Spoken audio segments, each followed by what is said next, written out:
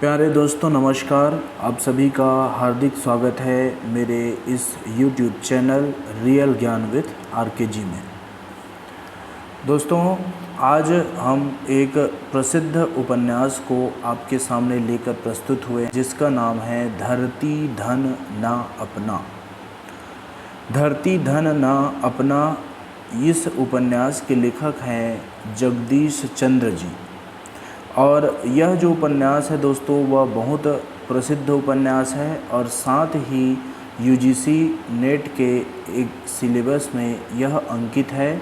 इस कारण यह बहुत ही ज़रूरी हो जाता है कि इस उपन्यास को आप पढ़ें। तो पूरा उपन्यास 375 पेज का है, लेकिन हम इसमें इसका सारांश प्रस्तुत करेंगे और इस उपन्यास की में ख़ास बात क्या क्या है इन सभी को जानने का हम प्रयास करेंगे, आपको बताने का प्रयास करेंगे ताकि आपको कम समय में इसके बारे में जानकारी हो जाए। तो चलिए दोस्तों शुरू करते हैं हमारा आज का लेक्चर। सबसे पहले हम प्रस्तावना को देखेंगे जिसमें हम जगदीश चंद्र जी के बारे में और इस उपन्यास के बारे में हम बात करेंगे। तो धरती धन ना अपना स्वर्गीय जगदीश चंद्र का लेखन में पहला लेकिन प्रकाशन में दूसरा उपन्यास है। इस उपन्यास का लेखन मई 1955 में शुरू कर दिया गया था, लेकिन 8 अध्याय लिखकर छोड़ दिया, अर्थात अधूरा था। इसके बाद उन्होंने एक और उपन्यास लिखा जो यादों के पहाड़ शीर्षक से 1966 में छपा। कुछ दोस्तों के आग्रह से उन्होंने अपने पहले उपन्यास को 8 अध्याय से आगे लिखना शुरू किया जो 1968 में पूरा हुआ और 1968 में पूरे होने के बाद यही उपन्यास सन 1972 में धरती धन ना अपना शीर्षक से प्रकाशित हुआ। तो इस तरह धरती धन ना अपना एक पहला उपन्यास है जगदीश चंद्र जी का, लेकिन प्रकाशन के हिसाब से यह दूसरा उपन्यास है। तो इस उपन्यास के प्रकाशित होते ही साहित्यिक क्षेत्रों में इसका भरपूर स्वागत हुआ और अपने विषय के अछूतेपन अर्थात अलग विषय के रूप में यह जो उपन्यास है एक अलग टॉपिक को प्रस्तुत करता है, कहीं भी ये कॉपी हुआ दिखाई नहीं देता है। तो इसी अछूतेपन के कारण उपन्यास खूब चर्चित हुआ। धरती धन ना अपना इसकी जो कहानी है इसको लेखक ने 1988 के बाद फिर छुआ और इसके दूसरे खंड के रूप में नरक कुंड का बास इस शीर्षक से 1993 में इसका प्रकाशन हुआ।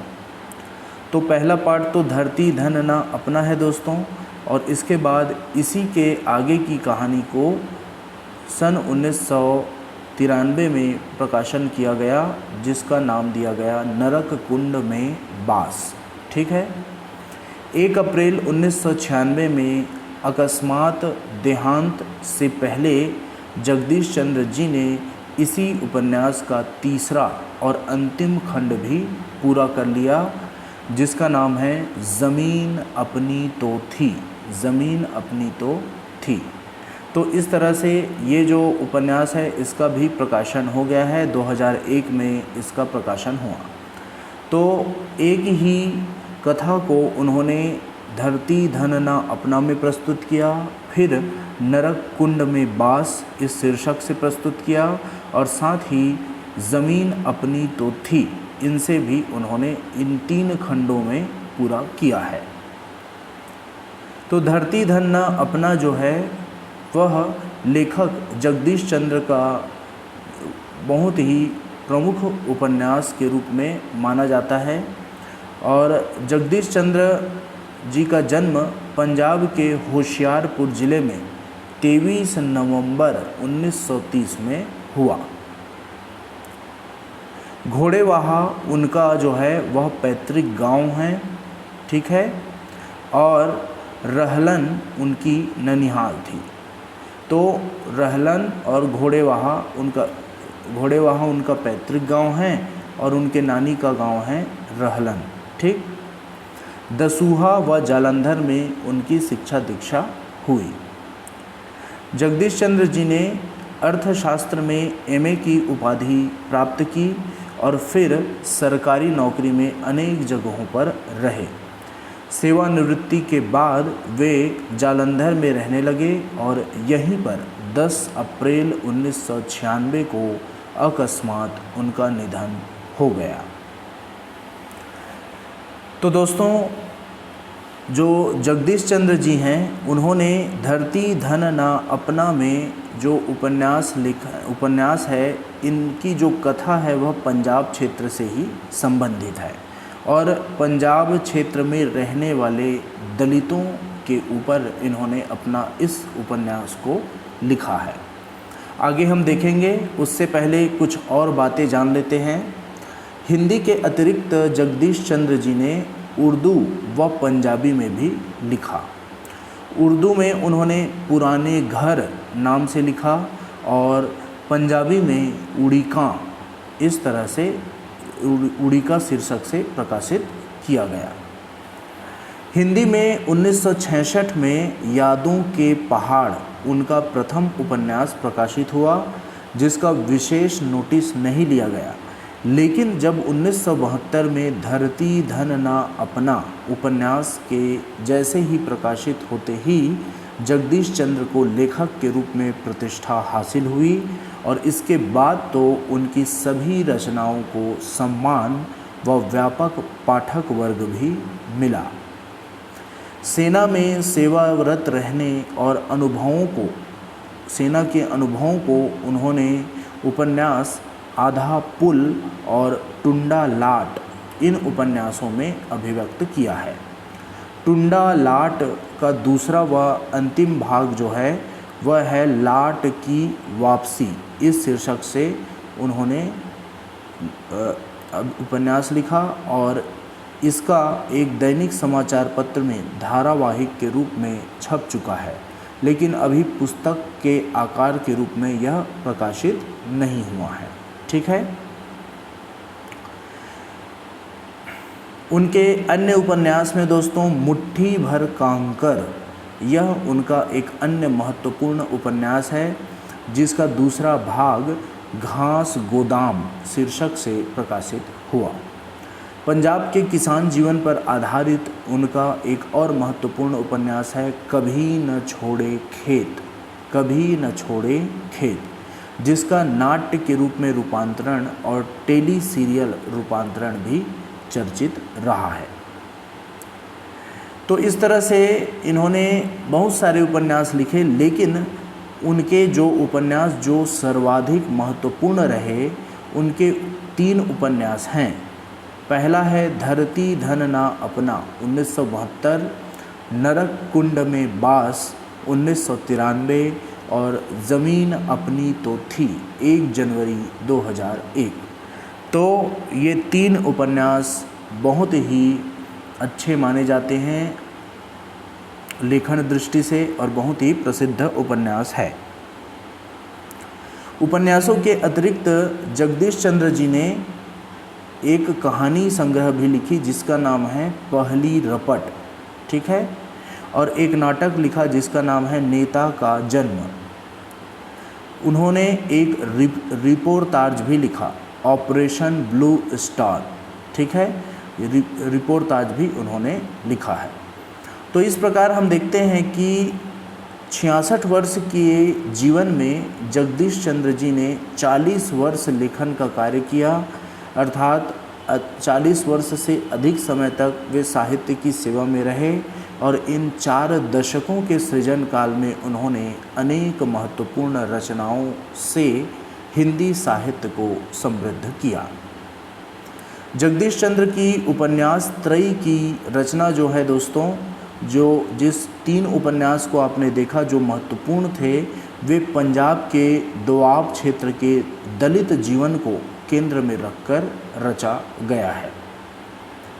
धरती धन ना अपना इस उपन्यास में जगदीश चंद्र जी ने अपने अनुभव को बताते हुए लिखा है कि बचपन व किशोर अवस्था में अपने ददिहाल अर्थात दादा का घर और ननिहाल अर्थात नाना के घर में दलित घरों के जीवन को उन्होंने जितनी गहराई से देखा, उनका उनके संवेदनशील मन पर गहरा प्रभाव पड़ा, जिससे आगे चलकर उनकी साहित्य लेखन की सृजनशीलता जागृत हुई।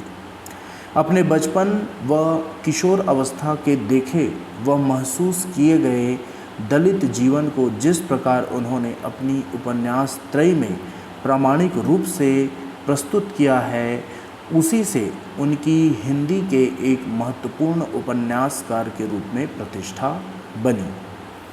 धरती धन न अपना उपन्यास न केवल हिंदी का वरन भारत का एक प्रमुख उपन्यास माना गया और जिसके विदेशी भाषाओं जैसे फ्रेंच, जर्मन, रूसी और अंग्रेजी आदि में अनुवाद हुए हैं।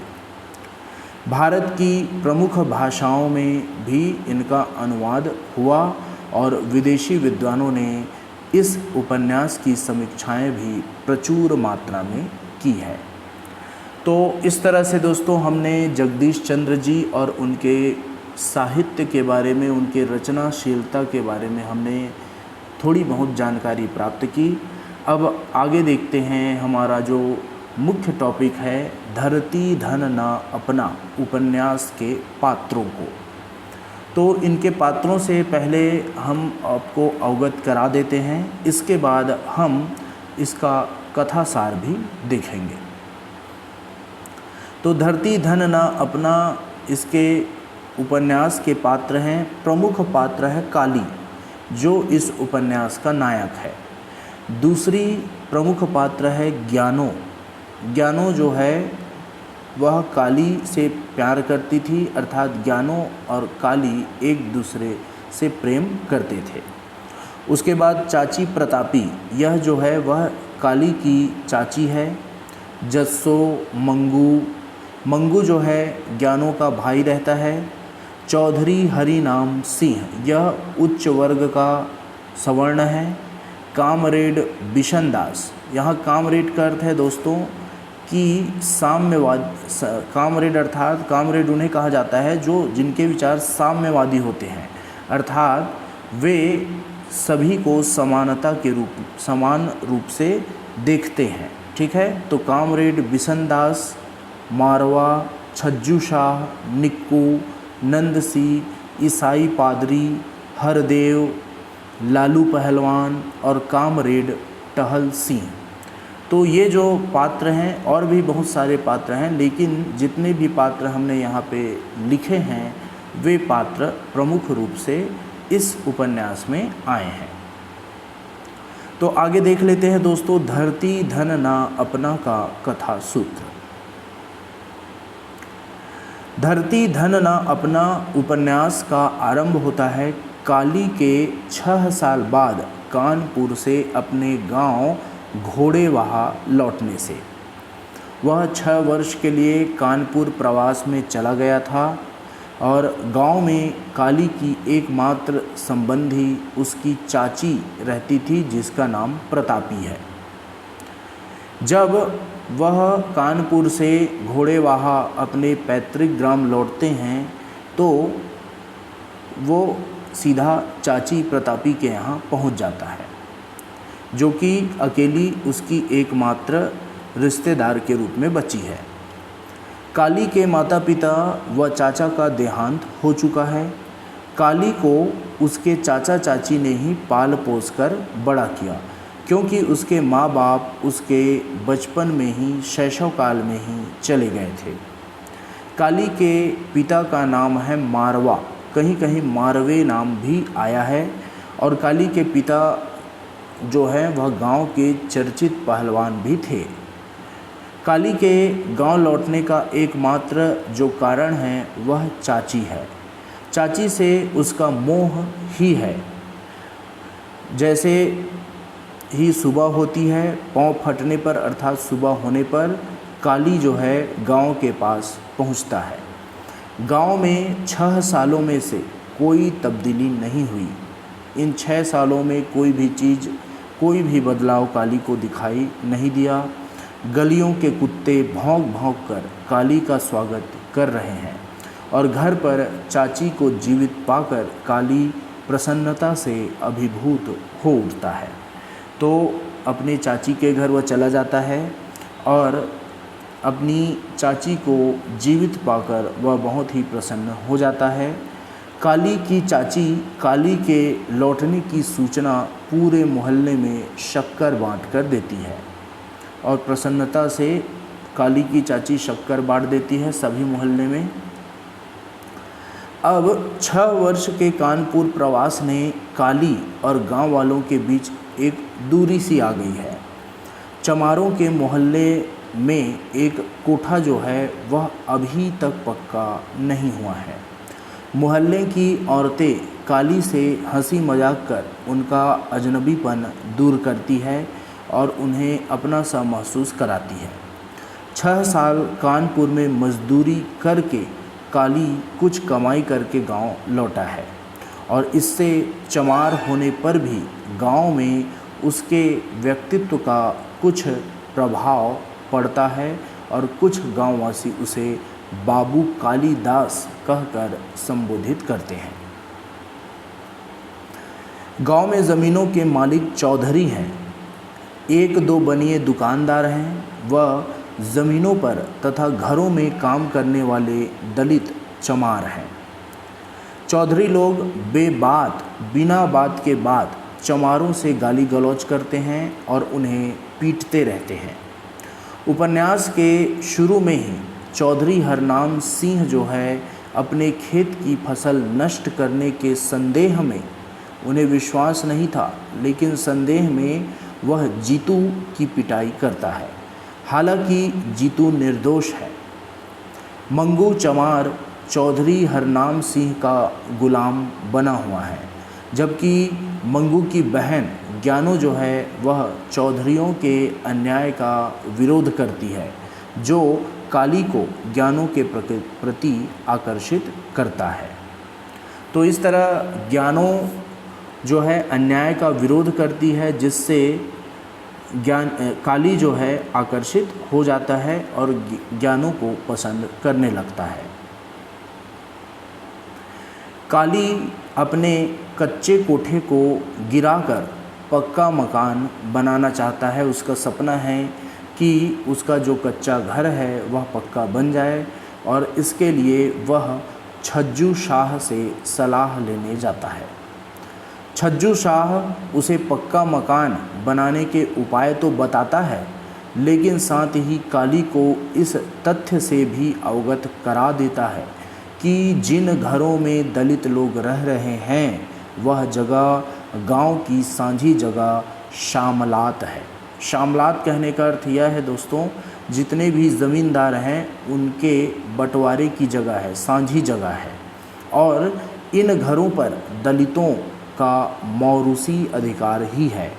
मौरूसी अर्थात पैतृक संपत्ति है और अर्थात जब तक उनके ख़ानदान का कोई व्यक्ति उस घर में रहता है तभी तक वे वहाँ रह सकते हैं। यह बात जो है वह छज्जू शाह ने काली को बता दिया। अब काली की गांठ में पैसा देखकर गांव का छज्जू शाह उसके चाचा का लिया हुआ उधार और उस पर ब्याज की रकम को भी झटक लेता है, तो काली का पैसा भी लूट लेता है। काली का अपना घर पक्का करने के बारे में सोचना ही वास्तव में दलितों के शोषण पर टिकी ग्रामीण सामंती व्यवस्था के लिए विध्वंसात्मक कार्यवाही है। ऊपर से काली का जो चौधरी लोग थे उनके सामने आत्मसम्मान की भावना से पेश आना भी उनके दमनात्मक रवैयों को चुनौती देती है। उसका अपना दलित समाज भी काली का प्रशंसक या समर्थक नहीं है। काली का जो समाज है, दलित समाज, वह भी उनसे जलता है। ज्ञानो और जीतू आदि ऐसे ही कुछ गिने चुने प्रबुद्ध दलित युवक और युवतियां हैं जो इनको छोड़ चमादड़ी अर्थात चमारों का मोहल्ला के अधिकांश लोग काली से ईर्ष्या द्वेष करते हैं। विशेषतः ज्ञानों का जो भाई है मंगू, वह काली से उलझता ही रहता है और एक बार काली के हाथ मंगू की पिटाई भी होती है। काली के पड़ोसी निक्कू भी को मंगू काली से लड़वा देता है, लेकिन धीरे धीरे गांव में काली की प्रतिष्ठा बढ़ती है और साथ ही ज्ञानों और काली में प्रेम संबंध भी विकसित होते हैं। काली जो है चमादड़ी अर्थात चमारों के मोहल्ले में पहला पक्का मकान बनवाकर अपनी सामाजिक प्रतिष्ठा बढ़ाता है, लेकिन वह जिस किसी से भी मिलता है, मिस्त्री हो या छज्जूशा, सब के साथ चमार कहकर छुआछूत सब उसके साथ चमार कहकर छुआछूत का व्यवहार करते हैं, जो उसे बहुत ज़्यादा चुभता है। नंदसी इसी छुआछूत के व्यवहार से तंग आकर पहले तो सिख बन गया। नंदसी जो पहले चमार था वो सिख बन जाता है और सिख से ईसाई बनता है, लेकिन छुआछूत फिर भी उसका पीछा नहीं छोड़ती। मंगू यद्यपि काली के प्रति शत्रुता रखता है, लेकिन चौधरियों द्वारा बार बार काली को कुत्ता और चमार शब्द कहकर संबोधित करने पर, पुकारे जाने पर मंगू को भी काली के लिए बुरा महसूस होता है।